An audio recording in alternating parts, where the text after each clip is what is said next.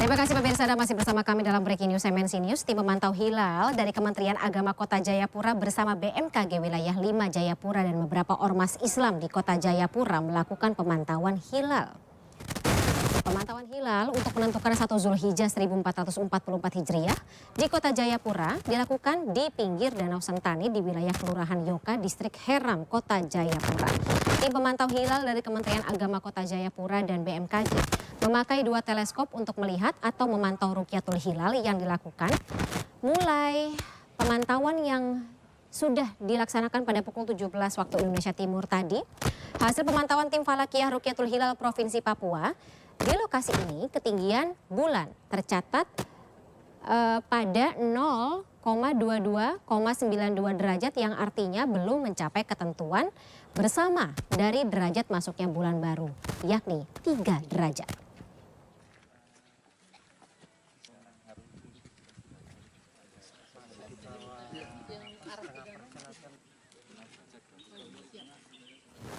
Sementara itu, Badan Meteorologi, Klimatologi, dan Geofisika BMKG Ternate melakukan pemantauan hilal 1 Zulhijjah untuk menetapkan Hari Raya Idul Adha 1444 Hijriah. Tim BMKG Ternate Maluku Utara melakukan pemantauan atau pengamatan hilal di gedung observatorium yang terletak di Kelurahan Taduma, Kota Ternate, Maluku Utara.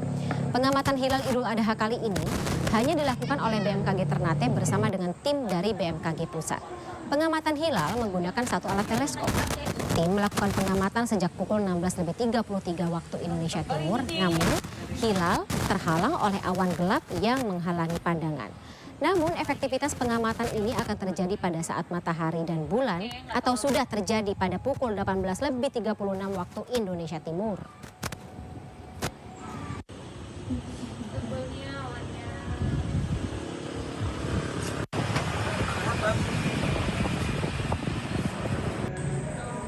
Sementara tim pantauan hilal di Bukit Condro Dipo, Gresik juga belum melihat hilal. Atau memang mereka sudah mengatakan tidak melihat hilal karena posisinya jatuh atau jauh di bawah 3 derajat. Artinya bulan Zulhijjah 1444 Hijriah jatuh pada lusa 20 Juni 2023 dan Idul Adha kemungkinan besar jatuh pada hari Kamis 29 Juni 2023. Gak aman. Tapi gak ketok.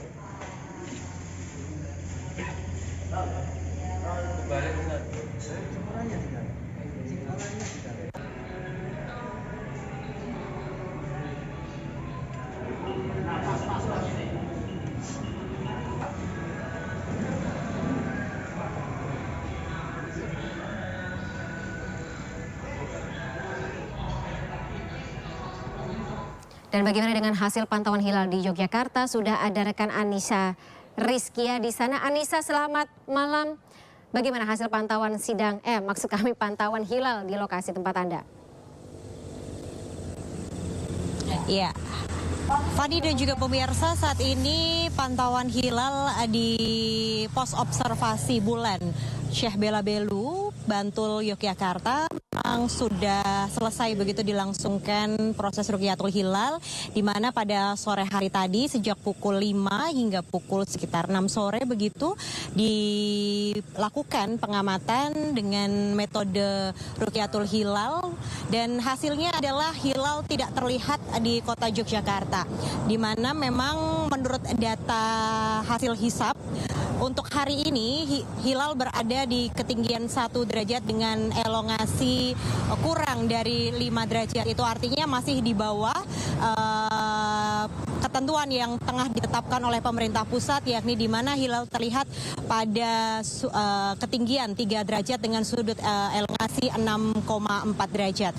Dan itu artinya berarti 1 Zulhijjah 1444 Hijriah akan tiba pada esok lusa, yakni di hari Selasa 20 Juni 2023, dan untuk Idul Adha akan jatuh pada tanggal 29 Juni 2023. Dan rencananya memang karena hari ini tidak terlihat hilal, esok hari akan diselenggarakan kembali untuk pantauan hilal di tempat saya melaporkan, yakni di POB Syekh Bela Belu, Bantul, Yogyakarta. Dengan sistematikanya ini akan digelar Rukyatul Hilal secara tertutup dengan jumlah undangan yang terbatas, karena memang esok hari akan dilangsungkan Rukyatul Hilal ini hanya untuk pendataan saja.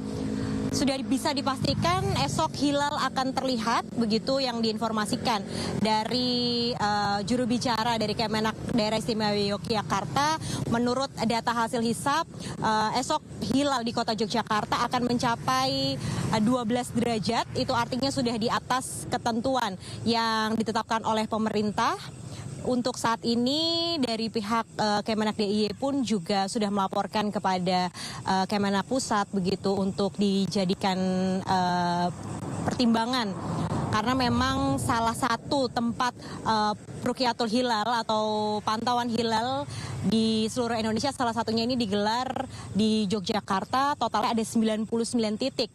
Begitu informasi yang dapat saya sampaikan. Baik, kalau dari lokasi Anda, Anissa, ada cerita atau katakanlah kesulitan begitu saat tadi pemantauan hilal? Cuaca seperti apa atau bagaimana? Ya, kalau tadi saya dapat menceritakan begitu jalannya Rukyatul Hilal yang ada di pos observasi bulan Syekh Bela Belu, Bantul, Yogyakarta ini. Sejak sore tadi memang Yogyakarta sempat diguyur hujan, namun di daerah Parangtritis, Bantul, Yogyakarta ini cukup berawan begitu, sehingga kalaupun kita memantau dengan bantuan teleskop yang tadi disediakan, ini ada sekitar jumlahnya ada 3, baik itu dari Kemenak DIY, kemudian ada dari BMKG dan salah satu perwakilan Ormas yang membawa teleskop. Kita memantau bersama begitu, sudah bisa dipastikan hilal juga tidak akan terlihat karena kondisi cuaca di wilayah daerah istimewa Yogyakarta, tepatnya di pesisir pantai selatan ini cukup tertutup awan begitu kondisinya. Dan tadi saya juga melihat begitu tidak hanya dari Ormas NU saja, melainkan dari Ormas Muhammadiyah itu juga turut hadir, meski memang dari Muhammadiyah ini sudah menetapkan 1 Zulhijjah pada hari esok begitu. Inilah toleransi perbedaan yang kita rasakan bersama begitu, walaupun untuk 1 Zulhijjah ini ada perbedaan begitu, baik itu dari NU maupun Muhammadiyah ini memiliki berbedaan 1 Zulhijjahnya begitu ya. Untuk kondisi saat ini di sendiri, pantauan hilal sudah selesai sejak pukul 6 sore tadi, kemudian diberikan pengumuman bahwa hari esok juga akan dilangsungkan Rukyatul Hilal kembali begitu. Anissa, atas informasinya, selamat kembali bertugas. Kita lanjutkan kembali pemirsa dialog bersama dengan Abdul Kholik Ahmad selaku Ketua DPP Perindo Bidang Keagamaan. Pak Kholik masih semangat ya? Iya, tetap. Tapi kalau misalnya menjelang 1 Zulhijjah begitu kan, kalau misalnya Ramadan kita harus taraweh nih. Ya, tapi kalau sebelum atau besoknya 1 Zulhijjah, ibadah seperti apa yang bisa kita lakukan di hari akhir atau hari terakhir bulan Zulqaidah? Iya, biasanya ibadah-ibadah yang dilakukan sesuai dengan kebiasaan harian kita biasa aja ya. Jadi biasa aja, tetapi juga ada anjuran kalau memang punya kemampuan bisa mulai 1 Zulhijjah sampai dengan 9 Zulhijjah itu puasa. Berapa tadi, Pak? Melakukan ibadah puasa sunnah. Dari tanggal berapa? Mulai dari tanggal 1 Zulhijjah sampai dengan 9 Zulhijjah, 9 hari, 9 hari berarti ya Bapak ya? Oke. Nah, kalau setelah itu Idul Adha, terus pembagian kurban begitu ya Bapak ya? Pembagiannya kalau boleh tahu tadi sesuai dengan pertanyaan saya sebelum kita jeda, untuk atau untuk yang mengkurbankan gitu atau pembuat kurban. Kita nyebutnya apa ya Bapak? Pekurban. Ya, perkurban. Dan yang mendapatkan kurban itu ada pembagiannya berapa ya, Bapak? Biasanya sepertiga ya. Sepertiga. Jadi sepertiga buat si pekurban atau sohibul kurban. Sohibul kurban, dan keluarganya itu bisa diambil sepertiga dari daging yang sudah didapat dari hewan kurban. Kemudian sepertiga itu bisa diberikan kepada fakir miskin. Kemudian sepertiga lagi bisa diberikan kepada tetangga, masyarakat umum, dan handai tolan. Oke, jadi sepertiga untuk kita, sepertiga lagi bisa kita bagi untuk teman-teman atau ya orang-orang terdekat. Betul. Begitu. Sepertiga lagi untuk mereka yang memang membutuhkan. Betul. Ada ketentuan bagian dagingnya juga nggak, Pak Khalid? Iya, ketentuannya tadi sepertiga ya. Jadi artinya bahwa kalau tradisi untuk memberikan daging dalam pengertian misalnya si pekurban dapat bagian paha daging murni misalnya begitu ya, itu hanya pada tradisi, jadi bukan ketentuan. Oke. Ya. Ketentuannya adalah bahwa sepertiga itu boleh diambil oleh si pekurban, sepertiga diberikan kepada masyarakat umum yang membutuhkan, kemudian sepertiga untuk fakir miskin. Oke, nah kan biasanya juga ada tuh Pak ya, ketika kalau misalnya kita mau berkorban sapi begitu, terus dibagi kepada 7 orang lainnya, itu nggak apa-apa ya Pak ya? Ya, memang ketentuannya adalah yang berkurban untuk sapi itu bisa untuk 7 jiwa. 7 jiwa. Iya. Ketentuannya bagaimana Pak? Iya, jadi 1 ekor sapi itu bisa untuk berkurban 7 orang. Oke. Ya. Boleh dalam pengertian satu keluarga, boleh juga dengan teman-teman. Gitu. Atau siapapun sohibul kurban lain yang kita tidak tahu, tidak kenal, nggak apa-apa? Tidak apa-apa, Oke. tidak apa-apa. Tetap sah. Tetap sah ya? Ya. Alhamdulillah. Tapi kalau dia akan berkurban kambing, ya seekor kambing untuk 1 orang. Oke. Iya. Kambingnya kambing? Harus jantan. Harus jantan, Iya. semua sapi, Iya, kambing, jantan. domba, jantan Betul. semuanya. Nah, untuk kambing dan domba, Pak Kholik, idealnya apakah satu kambing ini hanya untuk satu keluarga? Kan kalau sapi dibagi-bagi ya, ke banyak orang bisa ya gitu. Tapi kalau kambing dan domba begitu, ada ketentuannya nggak? Pembagian tersebut hanya untuk satu keluarga atau sepertiga ini hanya bisa, ya nggak ada, apakah ada pembagian sepertiga itu juga kan pastinya? Sebenarnya sama standarnya. Sama standarnya? Baik yang berkurban sapi maupun kambing, itu tetap dalam pembagiannya sepertiga buat si pekurban, sohibul kurban, sepertiga buat fakir miskin, dan sepertiga lagi buat masyarakat umum. Oke. Nah, Dalam masyarakat umum itu termasuk yang tidak seagama dengan kita, Mbak Fani. oh, Masya Allah. Jadi Iya. kita bisa berbagi sama Betul. semuanya. Itulah indahnya toleransi di dalam Islam. Oke, jadi misalnya pekurban tersebut mengambil 2/3 bagian ya. Iya. 1/3 ini wajib kita bagikan kepada teman-teman siapapun itu. Iya. Oke, kalau kita sih biasanya dibawa ke kantor ya untuk dibagi-bagi sama teman-teman yang Boleh. lagi masuk hari itu. Nah, tapi kalau misalnya 1/3 bagian dari kambing tersebut, Pak Kholik, apakah ideal begitu dibagikan untuk satu keluarga, cukup begitu ya selama ini? Saya kira bukan soal Cukup apa enggaknya? cukup dan tidaknya ya, tetapi memang ketentuannya seperti itu. Sepertiga boleh diambil. Bagaimana kalau tidak mengambil, tapi diserahkan juga ke orang lain, ya nggak apa-apa. Oke. Gitu. Karena menerima itu bukan kewajiban. Oke. Gitu. Kalau misalnya pekurban tidak mengambil bagian sepertiganya, itu nanti akan dialokasikan ke siapa, Bapak? Tergantung si pekurban mau diserahkan ke siapa. Oh, kita boleh ya? Boleh. Saja Boleh. kita Boleh. menyalurkannya kepada mereka yang membutuhkan, Boleh. nggak apa-apa juga Tapi ya? biasanya begini Mbak Fani, karena di dalam ibadah kurban itu biasanya ada kepanitiaan ya. Apakah di masjid, apa di musola, atau di satu perkumpulan, atau di satu organisasi. Biasanya ini ada kepanitiaan kurban, dan biasanya panitia kurban ini yang mengelola. Baik mengelola dalam pengertian menerima titipan hewan kurban, maupun ketika setelah penyembelihan dan menyalurkan daging hewan kurban ini kepada yang tadi disebutkan, begitu. Dan harus ada transparansi kan Pak ya? Betul. Kalau misalnya kita sebagai pekurban, kita tidak dapat informasi daging kurban tersebut apakah sudah dikirim ke kita atau tidak, padahal kita belum memberitahukan kita akan menerima atau kita akan menyalurkannya lagi untuk siapa, itu bagaimana Pak? Ya, sebenarnya ibadah apapun dasarnya harus ikhlas. Oke. Ya, selain ada niat juga ada keikhlasan. Betul. Jadi Ya nggak terima juga nggak apa-apa. mudah-mudahan orang yang diamanahi untuk menyembelih hewan kurban itu tetap menyalurkan hewan kurban yang kita titipkan. Tapi kalau nggak menyalurkannya, kita pasrahkan saja Iya. semoga yang mendapatkannya memang Iya. mereka yang membutuhkan. Begitu Betul. ya, Pak Khalid? Dan jangan lupa Mbak Fani bahwa setiap bulu yang ada di hewan kurban itu dan tanduknya itu nanti hitungannya sebesar dan sebanyak itulah pahala yang kita dapat. Luar biasa. Gitu. Sama seperti kita puasa Tarwiyah dan puasa Arafah. Itu dalam sebuah hadis disebutkan ini akan diampuni dosa-dosa kita dalam setahun yang lalu dan setahun yang akan datang. Setahun ke belakang dan Dan setahun setahun ke ke depan. depan. Oke, Gitu. mungkin dengan begini saya sudah meniatkan untuk puasa di 2 hari tersebut ya gitu. Karena kita tahu ya namanya manusia kan tidak lepas dari yang namanya dosa ya Pak Khalid. Nah, ada ketentuannya juga begitu Pak.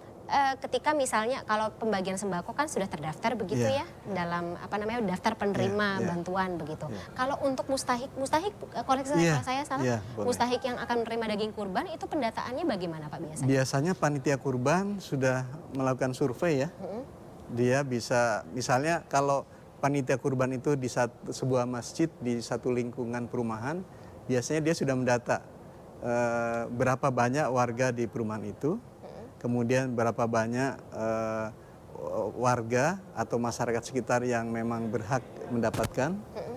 Kemudian ada juga yang kreatif dalam bentuk seluruh pedagang yang masuk komplek itu didata untuk bisa menerima daging kurban. Oke. Jadi sebanyak berapapun itu didaftar, lalu dibagikan daging kurban itu kepada mereka.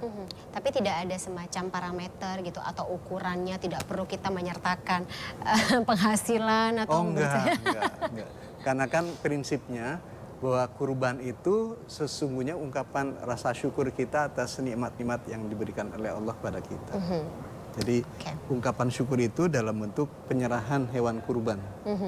Dan ketika kita meniatkan kita berkurban, itu artinya harus juga didasarkan pada keikhlasan, kan gitu ya. Jadi ikhlas itu menjadi dasar dari ibadah kurban kita. Oke, baik. Baik, Pak Khalid, kita akan tahan dulu ya dialog kita ya. Kita akan sama-sama ke Kementerian Agama Republik Indonesia. Kita lihat begitu ada paparan dalam sidang isbat di kantor Kemenak ini saat ini. Paparan posisi hilal dari anggota tim Hisab Ruqyat Kemenak, Bapak Ahmad Ihzudin. Berikut ini.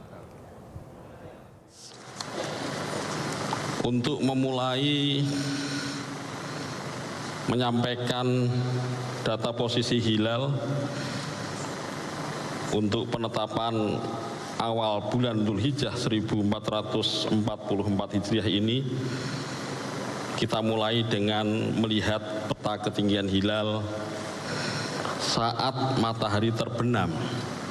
Pada hari ini yang ketepatan adalah saat istima, yakni pada hari Ahad tanggal 18 Juni 2023 yang bertepatan dengan tanggal 29 Dzulqa'dah 1444 Hijriah, di mana istima konjungsi terjadi pada pukul 4:37 waktu Universal Time atau pukul 11:37 waktu Indonesia Barat. Di mana dalam peta ketinggian hilal ini nampak bahwa untuk di Indonesia masih berkisar di bawah 3 derajat, bahkan di bawah 2,5 derajat. Next. Kemudian peta ketinggian hilal khusus untuk wilayah negara Kesatuan Republik Indonesia bisa kita lihat dengan jelas. Dari Sabang sampai Merauke, ketinggian hilal masih berkisar pada 0 derajat 11 menit lebih 47 detik sampai dengan 2 derajat 21 menit 37 detik, di mana istima terjadi pada tadi siang pukul 11:37 menit waktu Indonesia Barat atau pukul 12:37 menit waktu Indonesia Tengah dan pukul 13:37 menit waktu Indonesia Timur. Next. Untuk elongasi saat matahari terbenam di wilayah Indonesia juga masih berkisar di bawah 5 derajat.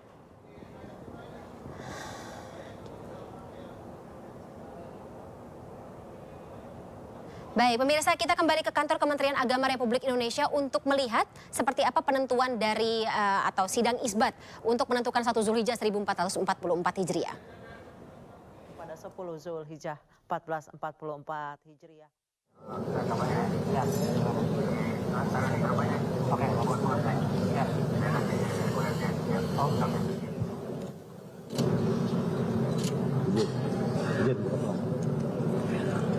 Assalamualaikum warahmatullahi wabarakatuh. Yang saya hormati Ketua Komisi 8 Bapak Dr. Haji Ashabul Kahfi. Yang saya hormati Imam Besar Majelis Istiqlal Bapak Profesor Dr. Nazaruddin Umar. Yang saya hormati Ketua Ulama Indonesia Bapak Kiai Haji Abdul Jaidi. Dan yang saya hormati Bapak Dirjen Bimas Islam, Bapak Profesor Dr. Kamarudin Amin.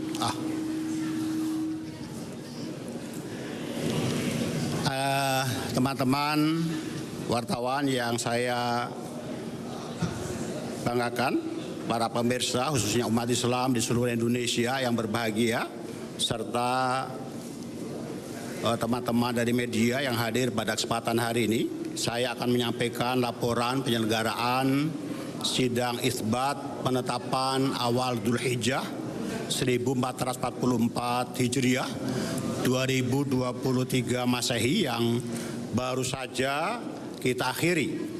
Sidang isbat telah selesai dilaksanakan dan diikuti oleh Ketua Komisi 8 DPR RI, pejabat eselon 1 dan 2 Ditjen Bimas Islam, Imam Besar Majelis Istiqlal, Ketua Majelis Ulama Indonesia, para pimpinan ormas Islam atau yang mewakili para ahli ilmu falak atau astronomi dari UIN dan IAIN, perwakilan BRIN, perwakilan BMKG, perwakilan Busha ITB, perwakilan BIG, dari Planetarium Jakarta, dan tentunya juga anggota tim Hisab Ru'yah Kementerian Agama Republik Indonesia. Sidang isbat diawali dengan seminar tentang posisi hilal yang disampaikan menjelang maghrib oleh Bapak Dr. Ahmad Izzuddin MAG, salah seorang anggota tim Hisab Ru'yah Kementerian Agama Republik Indonesia, yang menyampaikan bahwa ketinggian hilal di seluruh wilayah Indonesia pada posisi 0 derajat 11,78 menit sampai 2 derajat 21,57 derajat menit dengan sudut elongasi antara 4,39 derajat sampai 4,93 derajat. Ini adalah posisi hilal berdasarkan hisab, sebuah metode atau cara untuk mengetahui posisi ketinggian hilal sehingga apakah dimungkinkan hilal itu bisa dilihat atau tidak. Dan setelah maghrib sidang isbat baru kita mulai, yang hasilnya akan saya sampaikan sebagai berikut.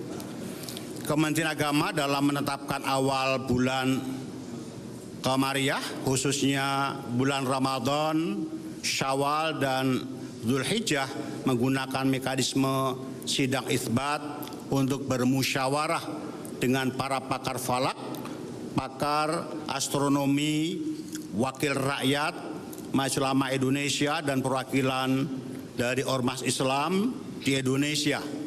Dasar musyawarah dalam sidang isbat tersebut adalah berdasarkan kepada hasil hisab dan ru'yah yang telah dilaksanakan oleh tim Hisab Ru'yah Kementerian Agama Republik Indonesia, serta telah dikonfirmasi sejumlah petugas Kementerian Agama di daerah yang kita tempatkan tidak kurang di 99 titik di seluruh wilayah Indonesia. Indonesia bersama negara-negara ASEAN yang masuk dalam anggota MABIMS, yaitu Menteri Agama Brunei Darussalam, Indonesia, Malaysia, dan Singapura, pada tahun Kementerian Agama di daerah yang kita tempatkan tidak kurang di 99 titik di seluruh wilayah Indonesia. Indonesia bersama negara-negara ASEAN yang masuk dalam anggota MABIMS, yaitu Menteri Agama Brunei Darussalam, Indonesia, Malaysia, dan Singapura, pada tahun 2021 telah menyepakati bahwa kriteria visibilitas hilal atau yang dikenal dengan Imkanur Ru'yah, yaitu ketinggian hilal 3 derajat dan sudut elongasi 6,4 derajat, dan kesepakatan ini menjadi pedoman 4 negara dalam menetapkan awal bulan Komariah. Oleh karenanya, berdasarkan hisab posisi hilal, seluruh Indonesia sudah di atas ufuk dan tidak memenuhi kriteria MABIMS, serta ketiadaan laporan melihat hilal. Sidang isbat secara mufakat bahwa 1 Dzulhijjah 1444 Hijriah jatuh pada hari Selasa tanggal 20 Juni 2023 Masehi, dan hari raya Idul Adha jatuh pada hari Kamis tanggal 29 Juni 2023 Masehi. Inilah hasil sidang isbat yang baru saja kita laksanakan dan kita sepakati bersama, dan untuk diketahui oleh seluruh lapisan masyarakat bahwa jika pada hari ini ataupun kedepannya ada perbedaan dalam pelaksanaan ibadah yang berkaitan dengan Idul Adha, kami berharap tidak ada yang menonjolkan perbedaan. Akan tetapi harus mencari titik temu dari persamaan-persamaan yang dimiliki. Kita harus memiliki sikap toleransi, tasamuh. Kita harus saling menghargai perbedaan yang terjadi, bukan saling mencaci dan melakukan hal-hal yang tidak disukai. Inilah laporan sidang isbat yang tentu nanti akan dipersilakan kepada Bapak Ketua Komisi 8, Bapak Dr. Haji Ashabul Kahfi MAG, sebagai wakil rakyat kita yang mewakili seluruh rakyat Indonesia untuk bagaimana kita menjalankan ibadah yang berkaitan dengan Hari Raya Idul Adha tahun ini. Dan juga kami mohonkan nanti kepada Bapak Ki Haji Abdullah Jaidi, mewakili Majelis Ulama Indonesia, untuk juga bisa menyampaikan beberapa hal yang dianggap penting untuk diketahui oleh masyarakat Indonesia. Kepada Bapak Ashabul Kahfi, Ketua Komisi 8, kami persilakan. Terima kasih. Assalamualaikum warahmatullahi wabarakatuh. Yang saya hormati, yang saya muliakan Bapak Wakil Menteri Agama Republik Indonesia, yang saya hormati Bapak Imam Besar Masjid Istiqlal, hadir juga pada malam ini bersama kami. Yang saya hormati Bapak Dirjen Bimas Islam, yang saya hormati Bapak Ketua Majelis Ulama Republik Indonesia, yang saya hormati para tokoh agama, pimpinan ormas, pimpinan pesantren yang hadir pada malam ini, yang saya hormati para ilmuwan astronot dari BRIN yang juga hadir pada malam ini. Pertama-tama marilah kita mengakui dan menghargai bahwa begitu banyak keragaman pendekatan dalam menentukan 1 Zulhijjah 1444 Hijriah. Yang tentu nanti juga akan berimplikasi pada penetapan tanggal Hari Raya Idul Adha. Seperti yang telah disampaikan bahwa pada tahun ini terdapat kemungkinan perbedaan waktu penetapan Idul Adha antara Indonesia dan Arab Saudi, serta berbeda dengan jadwal yang telah ditentukan mungkin oleh beberapa ormas, khususnya yang ada di Indonesia. Perbedaan pendekatan ini menunjukkan keragaman dan penafsiran kita terhadap ilmu falak, metode hisab, dan tradisi lokal yang kita anut.